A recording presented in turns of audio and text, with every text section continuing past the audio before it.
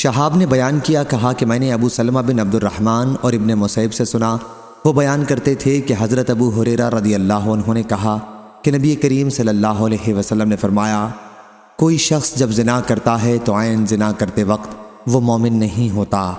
اسی طرح جب کوئی شراب پیتا ہے تو عین شراب پیتے وقت وہ مومن نہیں ہوتا، اسی طرح جب چور چوری کرتا ہے تو اس وقت وہ مومن نہیں ہوتا۔ اور ابن شہاب نے بیان کیا، انہیں عبد الملک بن ابی بکر بن عبد الرحمن بن حارث بن حشام نے خبر دی،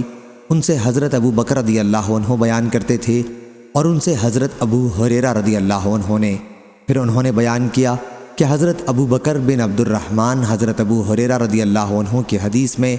امور مذکورہ کے ساتھ اتنا اور زیادہ کرتے تھے کہ کوئی شخص دن دہاڑے اگر کسی بڑی پونجی پر اس طور ڈاکہ ڈالتا ہے کہ لوگ دیکھتے کہ دیکھتے رہ جاتے ہیں تو وہ مومن رہتے ہوئے یہ لوٹ مار نہیں کرتا۔